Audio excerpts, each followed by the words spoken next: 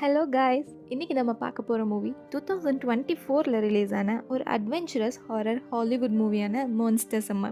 Kids adventure, horror, super natural power, ஃபன்னுன்னு ஒரு mixed up ஸ்டோரியாக அது இருக்கும். இந்த ஸ்டோரியோட ஒன்லைன், ஒரு ஐலாண்ட் இருக்குது, அங்கே சம்மர் சீசன் ஸ்டார்ட் ஆகுது. அங்கே இருக்கிற டீனேஜர்ஸ் எல்லாம் ஒரு வகையான சூப்பர் நேச்சுரல் பவர், அதாவது ஒரு சூனியக்காரியால் அட்டாக் பண்ணப்படுறாங்க. இதை யார் பண்ணுறாங்க, எதுக்கு பண்ணுறாங்க, எப்படி பண்ணுறாங்க, எதுக்காக பண்ணுறாங்கங்கிறத ஒவ்வொன்றையும் இன்வெஸ்டிகேட் பண்ணி கண்டுபிடிக்கிற ஒரு டீனேஜர் பாய் நோவா. அதுதான் நம்ம ஸ்டோரியோட ஹீரோ. கன்க்ளூஷனில் ப்ராப்ளம் சால்வ் ஆச்சா இல்லையாங்கிறத ஒரு பெரிய ட்விஸ்ட்டோட ஸ்டார்டிங்லேருந்து எண்டிங் வரைக்கும் விறுவிறுப்பாக கொண்டு போயிருப்பாங்க நம்மளை. ஸோ வீடியோ ஃபுல்லாக பாருங்கள். Welcome to cine rolling. நான் தான் உங்கள் Liya. Without any further delay வாங்க வீடியோக்குள்ளே போகலாம். மூவி ஸ்டார்டிங்கில் ஒரு அடர்ந்த காட்டில் ஒரு தனி வீட்டில் இருந்து ஒரு மோசமான, பார்க்கவே அருவருப்பாக இருக்க ஒரு கால் நடந்து வந்து ஒரு கன் கிட்ட நிற்குது. அதே சமயம் அதே காட்டில் ஒரு பையன் எதையோ பார்த்து பயந்து ரொம்ப வேகமாக ஓடி தப்பிச்சு ஓடிட்டு இருக்கான். அப்போது அவன் ரியலைஸ் பண்ணுறான் எதையோ மிஸ் பண்ணிட்டோன்னு. அவன் பேக்கில் தேடி பார்த்து ஒரு பொருள் எடுக்கிறான். புல்லட்ஸ். ஆமாங்க, அவன் மிஸ் பண்ணது அந்த கன்னை தான். அப்போது அந்த இடத்துல ஒரு பயங்கரமான ஒரு சிரிப்பு சவுண்ட் கேட்குது, ஒரு விட் சிரிக்கிற மாதிரி. அதாவது நம்ம சூனியக்காரியோட சிரிப்பு சவுண்ட் கேட்குது. அதை கேட்டு பயந்த அவன் அகைன் ஓட ஆரம்பிக்கிறான். அப்படி ஓடிட்டு இருக்கும்போது ஏதோ ஒரு ஃபோர்ஸ் அவனை அட்டாக் பண்ணி கீழே விழுகிறான். அவன் திரும்பும் போது அவன் மேலே ஒரு மின்னல் ஃப்ளாஷ் அடிக்குது. அதோட அந்த சீன் கட் ஆகுது. தென் அதே பையன் அன்னைக்கு ரைட்டே வந்து ஒரு நட் ரோட்டில் நின்றுட்டு இருக்கான். ஒரு போலீஸ்மேனோட வண்டி வருது. அவர் விசாரிக்கிறாரு அவன்கிட்ட என்னாச்சு அப்படின்னு. அவன் எதுவும் பேசலை, எதுவும் சொல்லலை, ஏதோ பித்து பிடிச்ச மாதிரி இருக்கான். அங்கேருந்து நம்ம மூவியோட டைட்டில் கார்டு போட்டு மூவியை ஸ்டார்ட் பண்ணுறாங்க. Monsters summer.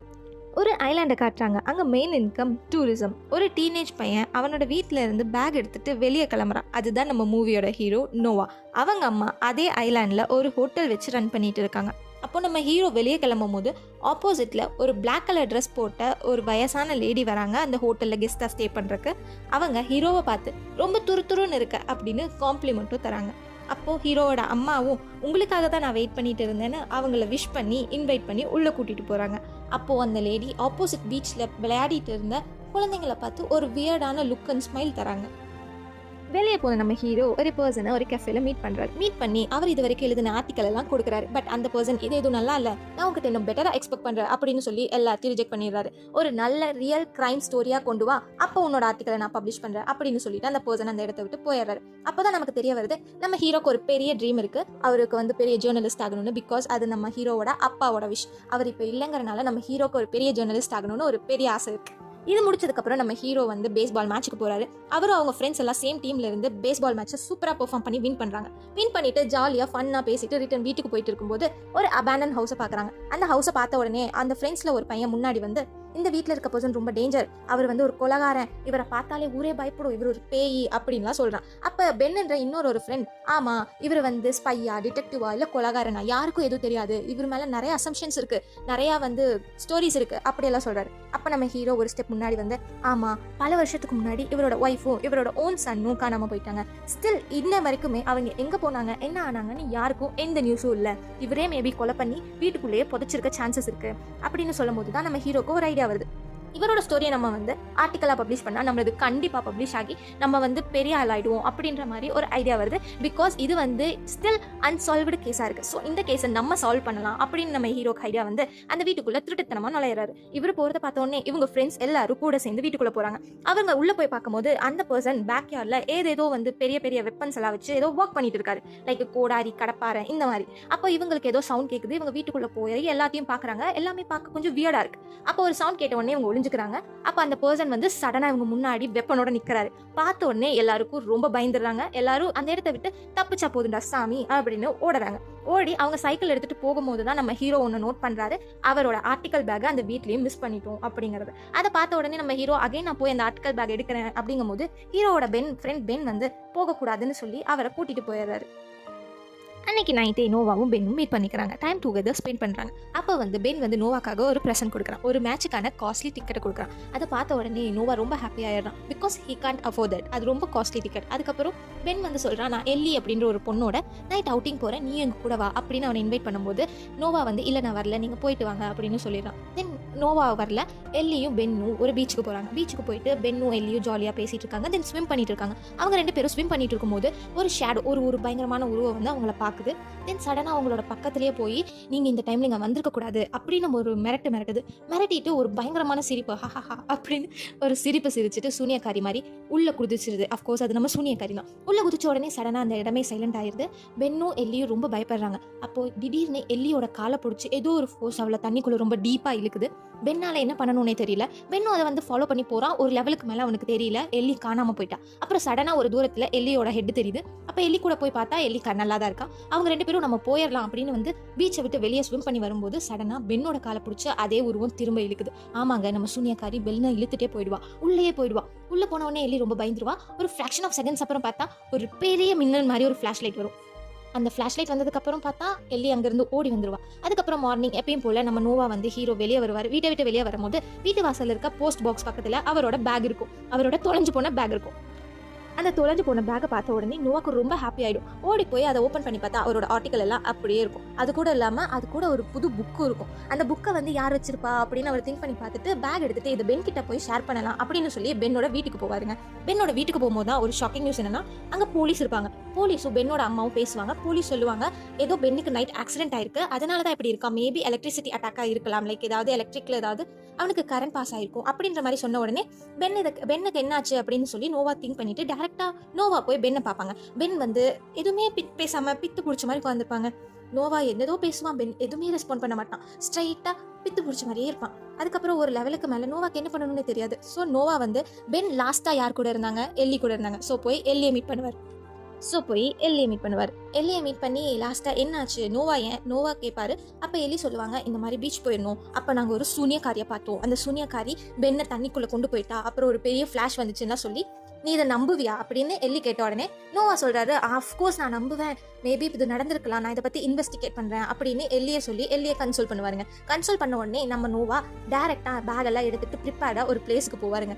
அது வேறு எங்கேயும் கிடையாது, நம்மளோட கில்லர் பிளேஸ், அதாவது அந்த டிடெக்டிவ் வீட்டுக்கு போவாருங்க. ஆமாங்க, அந்த பர்சன் ஒரு டிடெக்டிவ். அவரோட வீட்டுக்கு டேரெக்டாக போவார். அங்கே போய் அவர்கிட்ட உங்களுக்கு எப்படி அட்ரஸ் கிடைச்சது, எப்படி நீங்கள் என்ன கண்டுபிடிச்சிங்க, எப்படி கரெக்டாக எனக்காக என் பேக்கை என் வீட்டில் வச்சிங்கன்னா கேட்கும்போது, அது ஒன்றும் அவ்வளோ டஃப் இல்லை, உன்னோட பேக்கில் உன்னோட தீசஸ் பார்த்தேன், அதில் பார்க்கும்போது எனக்கு தெரிஞ்சது நீ யாருன்னு.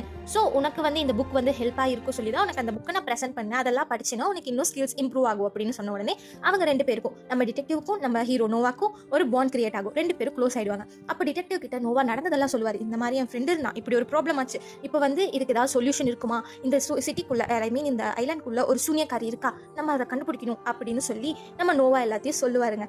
பட் நம்ம டிடெக்டிவ் அதை அவ்வளோவா நம்ப மாட்டார். பட் இருந்தாலும் டிடெக்டிவ் ஒரு மாதிரி அவரை மோட்டிவேட் பண்ணி, நீ போ, every thing will be okay அப்படின்னு சொல்லி நோவாவை அனுப்பிடுவார். தென் நோவா வீட்டுக்கு வந்துடுவார். வீட்டுக்கு வந்தப்போ தான் அந்த கெஸ்ட்டாக இருக்க அந்த வயசான லேடி அவர் நோட் பண்ணுவார். அவருக்கு அந்த லேடியை பார்த்தாலே சம்திங் சஸ்பீஷியஸ் அப்படின்னு தோணும். அவங்க ரூமில் வந்து அவர் ஸ்பை பார்க்குறது, இந்த மாதிரி சின்ன சின்ன விஷயத்த பண்ணுவார். அப்படி பண்ணும் போதெல்லாம் அவருக்கு வந்து அந்த லேடியை வந்து ஒரு சூனியக்காரியாக இருக்குமோ அப்படின்ற மாதிரி அவருக்கு ஒரு டவுட் வரும். ஸோ அந்த லேடிக்கு ஃபுட்டை வந்து அந்த லேடியோட ரூமோட டோர் வெளியே வைக்கும்போது இவர் வந்து ஒரு நைஃபை எடுத்து ரிஃப்ளெக்ஷன் பார்க்கலாம் உள்ளே என்ன நடக்குது அப்படின்னு சொல்லி பார்க்கறக்காக நோவா ஒரு நைஃப் எடுத்து அப்படியே அந்த டோரோட பாட்டமில் இப்படி வச்சு பார்க்கும்போது அந்த நைஃபோட ரிஃப்ளெக்ஷனில் வந்து அந்த லேடி வந்து அங்கே பக்கத்துலேயே நின்று அவரை வாட்ச் பண்ணிட்டு இருப்பாங்க. இதை பார்த்த உடனே நோவா ரொம்ப பயந்துட்டு அந்த இடத்த விட்டே ஓடிடுவார். அதே சமயம் நம்ம டிடெக்டிவ் நியூஸ் பார்க்கும்போது நம்ம பென்னோட நியூஸ் அங்கே பார்ப்பாருங்க. இந்த மாதிரி சஸ்பீஷியஸாக ஒரு பையன் இப்படி ஆயிட்டான். அதை பார்த்த உடனே நம்ம டிடெக்டிவ்க்கு தோணும், மேபி நம்ம நோவா சொன்னது உண்மையாக இருக்குமோ அப்படியெல்லாம் தோணுங்க. தென் நெக்ஸ்ட் டே மார்னிங் ஆகிடுங்க. நம்ம நோவா எப்பயும் போல் பேஸ்பாலுக்கு ப்ளே பண்ண போயிடுவார். பேஸ்பால் கோர்ட்டில் அவர் ப்ளே பண்ணிட்டு இருக்கும்போது அங்கே நம்ம டிடெக்டிவ் வந்து அவரை மீட் பண்ணுவார். மீட் பண்ணி, நான் உன்னை நம்புறேன், உனக்கு ஏன் அப்படி தோணுச்சு அப்படின்னு நம்ம நோவா கிட்ட கேட்கும்போது நோவாக்கு ஒரு எக்ஸ்ட்ரா ஹோப் வரும். ஓகே, நீங்கள் என்ன நம்புறீங்களா, இதெல்லாம் தான் நான் கண்டுபிடிச்சேன். இந்த மாதிரி வந்து அவர் வந்து நம்ம பென் தொலைஞ்சு போன இடத்துல போய் இன்வெஸ்டிகேட் பண்ணி சில எவிடன்ஸ் எடுத்து வச்சிருப்பாரு நோவா. ஸோ அதெல்லாம் வந்து ஹீரோ காட்டுவார். இந்த மாதிரி நான் வந்து சூனியக்காரியோட கிளாத் பார்த்தேன், இதெல்லாம் பார்த்தேன் அப்படின்னு நோவா சொல்லுவார். அதே மாதிரி அவங்களோட ஹோட்டலில் இருக்க ஒரு கெஸ்ட்டை பற்றினதையும் நோவா சொல்லுவாருங்க. பட் அதை வந்து டிடெக்டிவ் அவ்வளோ சீரியஸாக எடுக்க மாட்டார். பிகாஸ் டிடெக்டிவோட பெர்ஸ்பெக்டிவ் மேபி இது ஏதாவது ஹியூமனாக இருக்கும், ரேதர் தென் சூப்பர் நேச்சுரல் பவர், இது ஏதாவது ஹியூமன் பண்ணுற ஒர்க்காக இருக்கும் அப்படின்ற மாதிரி தான் நம்ம டிடெக்டிவோட மைண்டில் இருக்கும்.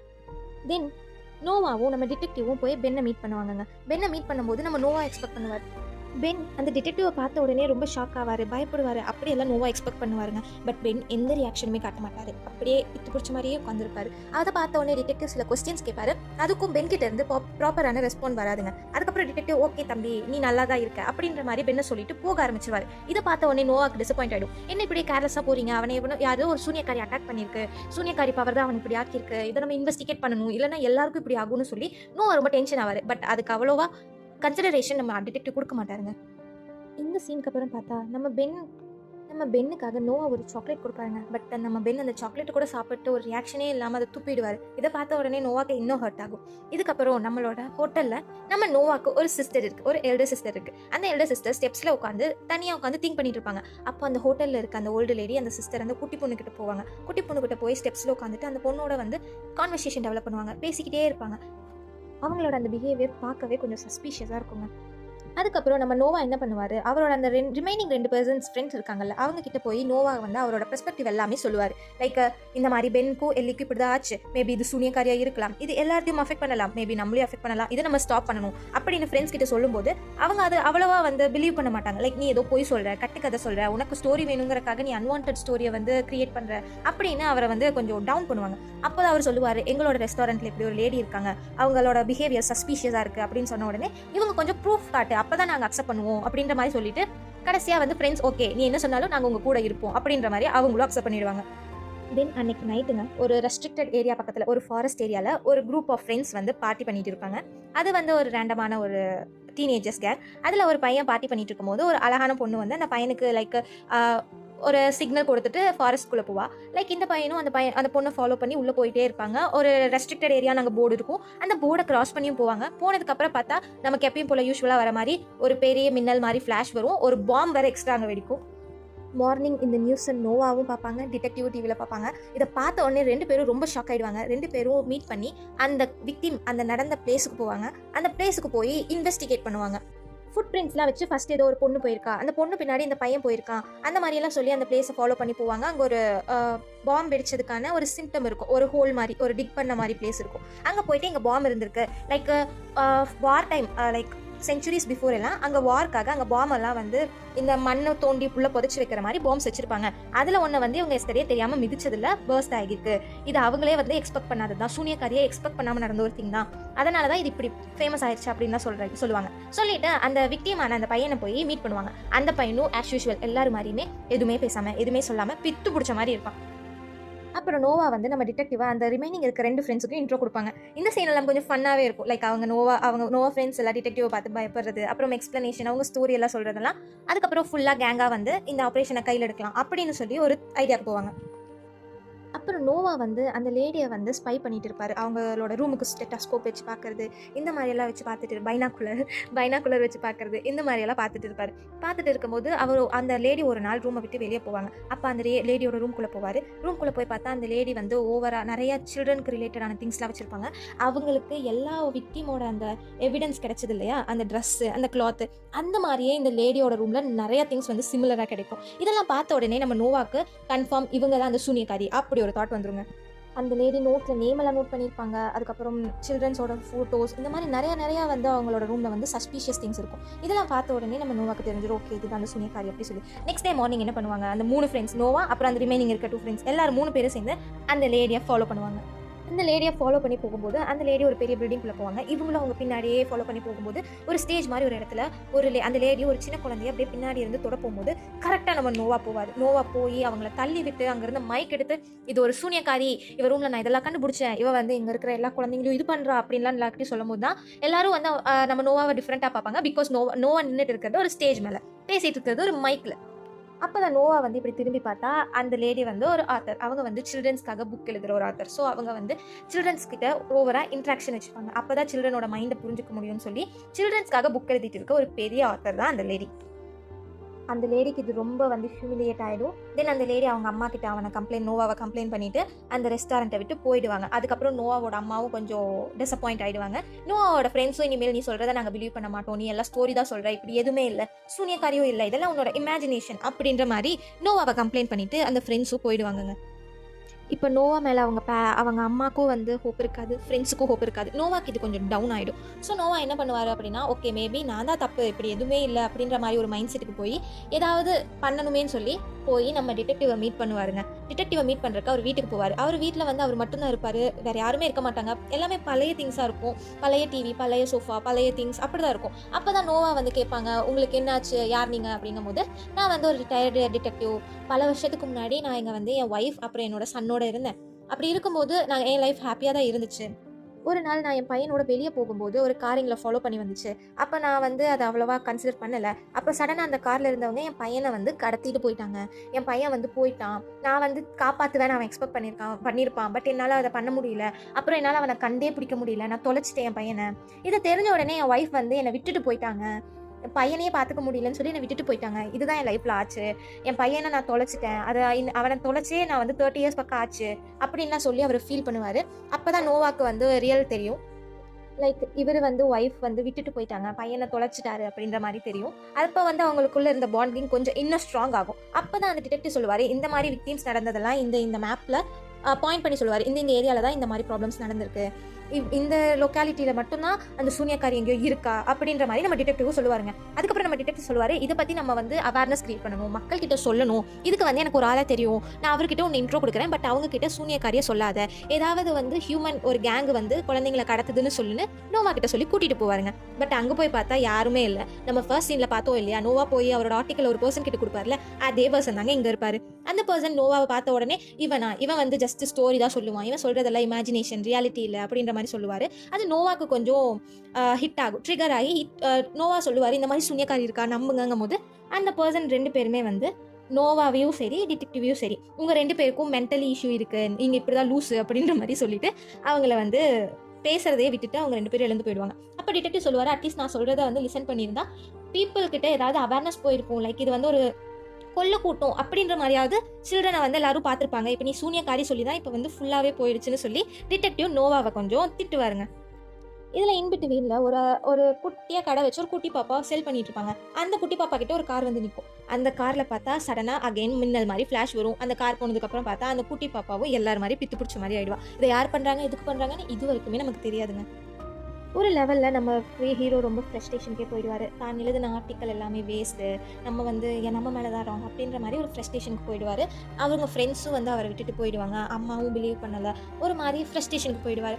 அப்போ தான் ஒரு நாள் வந்து என்ன ஆகும்னா, ஃப்ரெண்ட்ஸோட அகைன் பேஸ்பால் மேட்ச்சுக்கு போவாருங்க. பேஸ்பால் மேட்ச்சுக்கு போகும்போது ரொம்ப கியூரியஸான மேட்ச், பிகாஸ் அங்கே பென் இருக்கார். பென் சூப்பரான பேஸ்பால் பிளேயர். ஆனால் இப்போ வந்து அவரை வந்து ஸ்ட்ரைக்கில் நிற்க வச்சிருக்காங்க, அவர் அடிப்பாரா மாட்டாரா அப்படின்னு சொல்லி பென்னோட பேரண்ட்ஸ், நோவாவோட அம்மா எல்லாரும் வந்து பார்த்துட்டு இருப்பாங்க. அங்கே இருந்த விக்கெட் கீப்பர் எல்லாரும் பார்த்துட்டு இருப்பாங்க.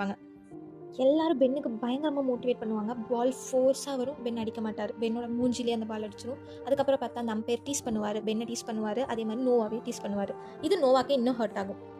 ஒரு சைட் பார்த்தா நம்ம டிடெக்டிவ் மேப் எல்லாம் வச்சு பாயிண்ட் எல்லாம் மார்க் பண்ணி ரொம்ப சீரியஸாக இன்வெஸ்டிகேட் பண்ணிட்டு இருப்பாருங்க. பென்னும் அவங்க ஃப்ரெண்ட்ஸ், நோவாவும் அவங்க ஃப்ரெண்ட்ஸும் பேட்சை முடிச்சுட்டு ரிட்டன் வீட்டுக்கு போயிட்டு இருக்கும்போது நோவா கூட யாருமே வரமாட்டாங்க. அவரோட ஒரே ஒரு ஃப்ரெண்டானவர் முன்னாடியே சைக்கிள் எடுத்துட்டு அந்த பையன் போயிடுவான். அப்போ நோவாவை அவரை ஃபாலோ பண்ணிட்டே வரும்போது ஒரு காரை அவனை கிராஸ் பண்ணும். அப்போ கொஞ்சம் தூரம் போய் பார்க்கும்போது அங்கே அவனோட ஃப்ரெண்டு சைக்கிள் கீழே விழுந்து கிடக்கும். அவன் ஃப்ரெண்டு இருக்க மாட்டான். ஸோ அவனோட ஃப்ரெண்டை தேடி நோவா அந்த காட்டுக்குள்ளே ஓடுவான்.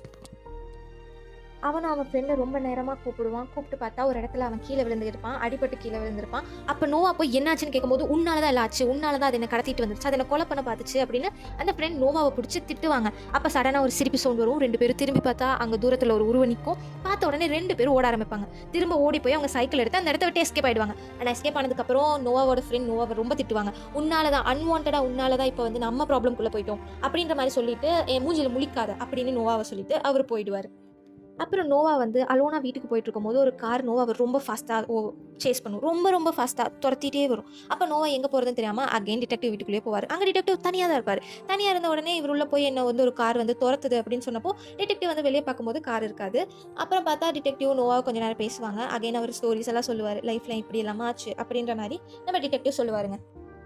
இதெல்லாம் பேசிட்டு நம்ம நோவா வீட்டுக்கு போனால் அவங்க அம்மா வெயிட் பண்ணுவாங்க. அவங்க அம்மா என்னாச்சு நோவா ரீசெண்ட் டேஸாக நீ இப்படி இல்லை, ஏன் என்னாச்சு, என்ன வாட்டர்ஸ் போத்துறீங்க அப்படின்ற மாதிரி கேட்கும்போது நோவா வந்து கொஞ்சம் சேடாக பேசும்போது அவங்க அம்மா கொஞ்சம் மோட்டிவேட் பண்ணுவாங்க. லைக் உங்கள் அப்பாவும் இந்த மாதிரி தான், அவருக்கு ஸ்டோரிஸ் எழுதுறது ரொம்ப பிடிக்கும், ஆர்டிக்கல் எழுதுறது பிடிக்கும், பட் அவர் எதுவுமே பப்ளிஷ் பண்ணலை, அதுக்குள்ளே அவர் இறந்துட்டாரு, நீ அந்த மாதிரி இருக்கக்கூடாது அப்படின்ற மாதிரி மோட்டிவேட் பண்ணுவாங்க. நம்ம நோவாவுக்கும் ஒரு ரொம்ப ரொம்ப ஸ்போர்ட்டிவாக இருக்குங்க. அதை கேட்ட உடனே நோவாவுக்கு ஒரு எக்ஸ்ட்ரா எனர்ஜியே வரும். அஃப்கோர்ஸ் எல்லாருக்கும் அப்படி தானே, அம்மா பேச்சு கேட்ட எக்ஸ்ட்ரா எனர்ஜி வரும்ல.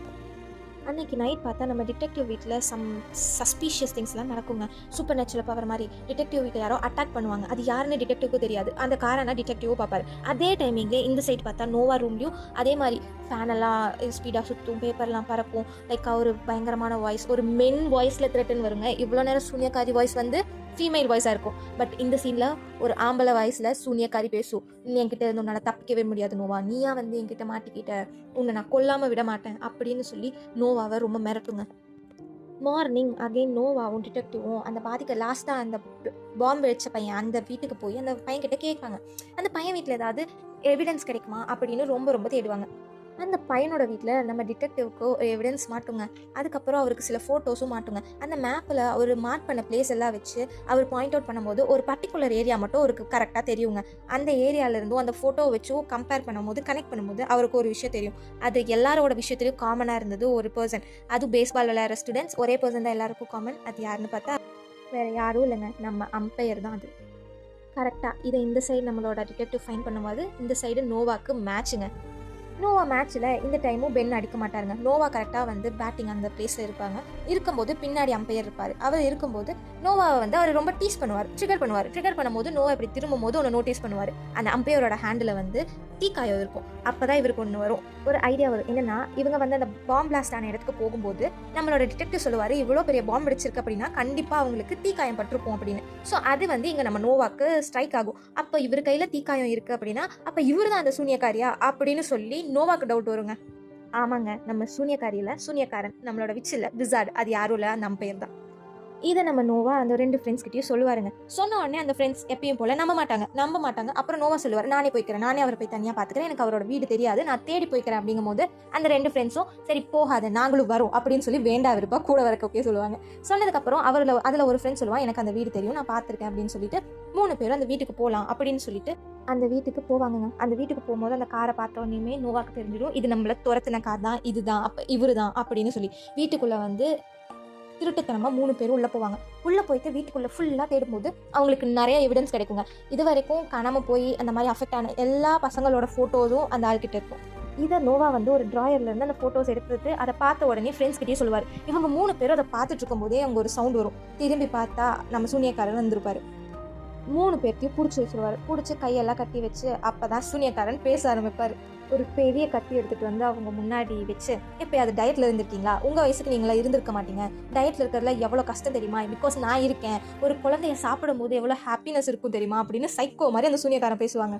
கொஞ்ச நாளாக நான் ஃபாஸ்டிங்கில் இருக்கேன், அது எனக்கு ரொம்ப கிரேவிங்காக இருக்குது, தலைவலி வருது, கவலை வருது, ஸோ இன்றைக்கி நான் ஃபுல்லாக சாப்பிட போகிறேன், உங்கள் 3 பேரில் யாரை ஃபஸ்ட்டு சாப்பிடலாம் அப்படின்னு சொல்லி இங்கி பிங்கி பாங்கி மாதிரி வரங்க போட்டு சூஸ் பண்ணுவார். சூஸ் பண்ணி அதில் வேறு யாரும் இல்லை, நம்ம நோவாவை தான் சூஸ் பண்ணுவார்.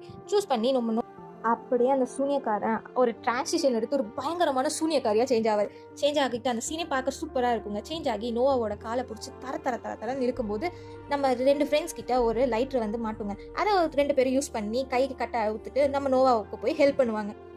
2 பேரும் அந்த சூன்யக்காரி தலையிலேயே அடிச்சுட்டு நோவாவை காப்பாற்றி கூட்டிகிட்டு வரும்போது ஆனால் அவங்க 3 பேரால் அந்த சூன்யக்காரிக்கு ஆப்போனண்ட்டாக இருக்கவே முடியாதுங்க. பிகாஸ் சூன்யக்காரி ரொம்ப பவர்ஃபுல், ரைட்?